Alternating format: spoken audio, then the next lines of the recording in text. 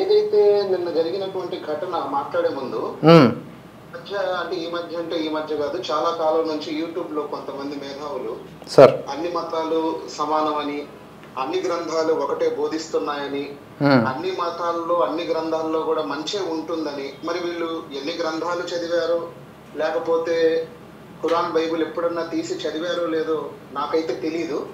ఇలా ప్రసంగాలు ఇస్తూ ఉంటారు.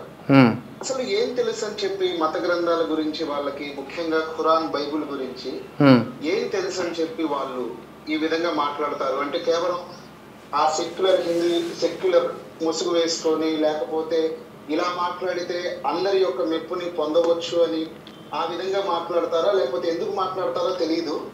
వాస్తవం చెప్పాలంటే నేను ఖురాను చదివాను, బైబిల్ చదివాను. నేను గతంలో గురించి ప్రచారం చేస్తే ఇదే యూట్యూబ్ లో ఒక 1500కు పైగా వీడియోలు తీశాను. అయితే నాకు ఆ మతం నచ్చక, ఇష్టం లేక, అంటే నాకు నచ్చక ఇష్టం లేక ఏదైతే నేను ప్రచారం చేశానో ఆ ప్రచారం నుంచి బయటకు వచ్చేసాను. ఆ మతాన్ని కూడా నేను ఇప్పుడు ఎంత మాత్రం కూడా పాటించడం. అంటే ఇప్పుడు మీరు చెప్పినటువంటి విషయము నిజమా కాదా మనకు తెలియదు. మీరు ర్యాండమ్గా ఒక జూమ్ లింక్ ఓపెన్ చేసి వచ్చారు in the name of Yusuf. కాబట్టి దాని బేస్ మీద మీరు ఒక ఎక్స్ ముస్లింగా నేను నిర్ధారించుకోలేను. ఓకే సార్, మీరు యూసుఫ్ నో డిగ్రీ అని ఇప్పుడైనా మీరు లైవ్ లో చూస్తూ మీరు ఎదురుగా స్క్రీన్ ఉంది కదా సార్, యూసుఫ్ నో డిగ్రీ అని చెప్పి మీరు టైప్ చేస్తే ఓకే ఆ ఛానల్ ఇప్పటికీ ఉంది. అందులో వీడియోస్ నేను ప్రచారం చేసిన వీడియోస్ డిలీట్ చేయలేదు, అవి ఇప్పటికీ ఉన్నాయి. ఓకే, మీరు వెళ్ళి అందులో పరిశీలించుకోవచ్చు. యూసుఫ్ నో డిగ్రీ పేరుతో ఉంటుంది. ఇప్పుడే మీరు క్లిక్ చేసినా గానీ ఆడియన్స్ కూడా చూసేటువంటి అవకాశం ఉంది. అందులో ఎంత మాత్రం అబద్ధం లేదు. అయితే ఇప్పుడు జరిగినటువంటి దాడి ఘటనని మీరు ఎలా చూస్తున్నారు? మీకు ఫస్ట్ టైం తెలిసినప్పుడు మీరు ఎలా ఫీల్ అయ్యారు? చాలా బాధ కలిగిందండి. ఇట్లాంటి ఘటనలు ఇదివరకు చాలా విన్నప్పుడు ఏ బాధ అయితే కలిగిందో ఎందుకంటే రెట్టింపు బాధ కలిగింది.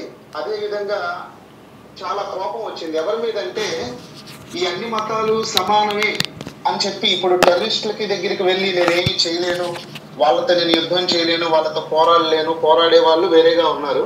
ఓకే, అయితే ఎవరైతే ఈ యూట్యూబుల్లో హిందువుల్ని ముఖ్యంగా మోసం చేస్తూ ఈ మత మార్పిడి ముఠాలు గాని, లేకపోతే ఈ తెలియని మాటలు వాగేటువంటి వాళ్ళు గాని, వాళ్ళ మీద విపరీతమైన కోపం వచ్చిందండి.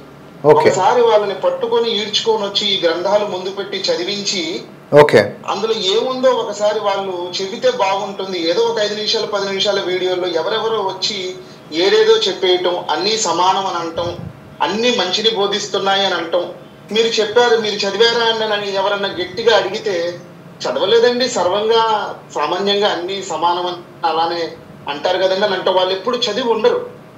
ఒక 30 మందిని, సుమారు 30 మందిని చంపటం అంటే ఎంత దారుణమైన విషయం అండి. అవునండి, అది కూడా దేశ చరిత్రలోనే ఇంతవరకు యూసఫ్ గారు అలా జరగలేదండి. దేశ చరిత్రలో ఫస్ట్ టైం ఐడి కార్డులు చూసి, అంగాలు చూసి.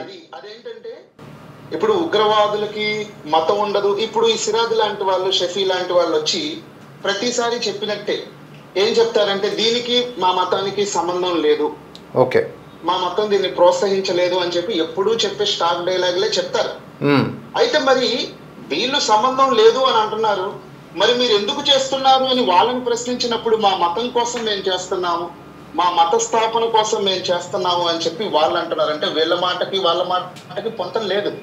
ఇప్పుడు ఏదైతే న్యూస్ బయటికి వస్తుందో మతం ఆధారంగా, అంటే మీ ఐడి కార్డులను చూపించండి అని చెప్పి ఎవరైతే వాళ్ళ మతస్థులు కాదో వాళ్ళని చాలా దారుణంగా చంపటం, ఏదైతే కొద్ది రోజుల క్రితమే పెళ్ళయి సంతోషంగా గడపటానికి వచ్చినటువంటి వాళ్ళకి దుఃఖం మిగలటం, ఏదో ఈ వేసవి కాలంలో సరదాగా ఒక టూరిజం కోసం వెళ్ళినటువంటి వాళ్ళని మతం ఆధారంగా చంపటం ఎంత దారుణమైనటువంటి చర్య. ఖచ్చితంగా సెంట్రల్ హోమ్ మినిస్టర్ గారు ఎవరైతే ఉన్నారో అమిత్ షా గారు ఇంకా సరిపోవటం లేదు, డోసేజ్ పెంచాలి, ఈ ఉగ్రవాదాన్ని కూకటి వేళ్లతో సైతం తీసివేయాలి.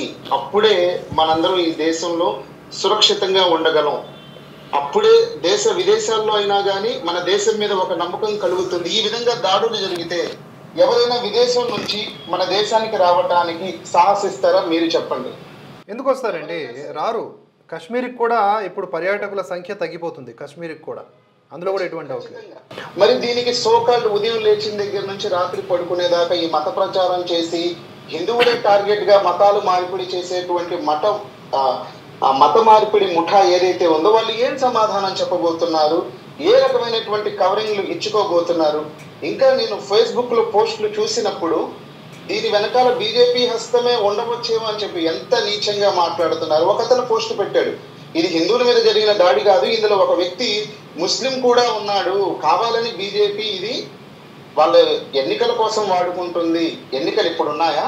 కాశ్మీర్లో ఎన్నికలు ఉన్నాయా? అంటే ఇదంతా ఎంత ఎంత నీతిమాలినటువంటి కామెంట్స్ అంటే సార్, అక్కడ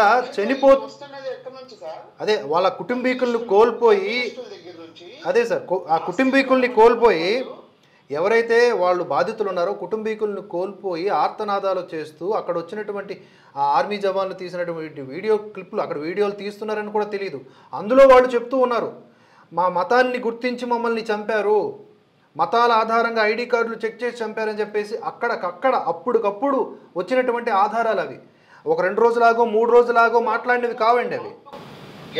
ఎవరైతే ఆ బాధకి గురయ్యారో, బాధితులు ఉన్నారో, వాళ్ళు ఈ విధంగా మా మీద దాడి చేయడం జరిగిందని చెప్పి వాళ్ళు చెప్తుంటే, ఇక్కడ కొంతమంది పనికిరానటువంటి బ్యాచ్ ఫేస్బుక్ సోషల్ మీడియాలో అలా జరగలేదు, ఇది హిందువుల మీద దాడి కాదని అక్కడ అది వాళ్ళకి తెలుస్తుంది, అనుభవించిన వాళ్ళకి.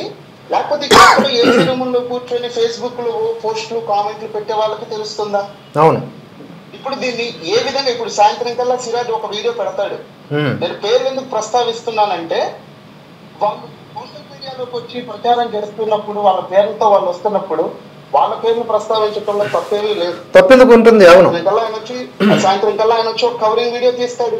అవును, ఇది కవరింగ్ వీడియో తీస్తాడు. అవును, కరెక్ట్ అండి.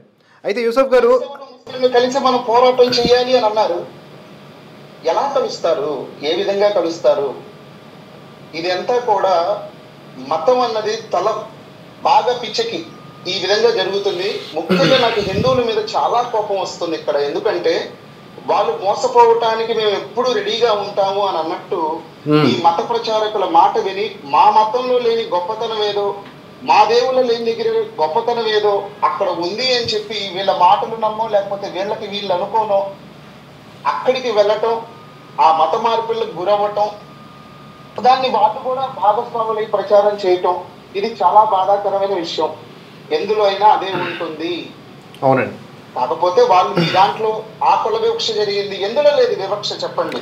ఎందులో లేవు కులాలు, ఎందులో లేవు వివక్ష, ఎక్కడ ఏ కులానికి లేదు అహంకారం. చోట ప్రతి ఆఫీస్ లో ఉంటుంది, ప్రతి పని చేసే చోట ఉంటుంది. రైట్ యూసఫ్ గారు, 1 సెకండ్. 1% మంది కింద వాళ్ళని తొక్కాలని చూస్తారు. ఎస్ యూసఫ్ గారు, థ్యాంక్స్ ఫర్ యువర్ టైం అండి. కాకపోతే మనం మిగతా వాళ్ళతో కూడా మాట్లాడదాం.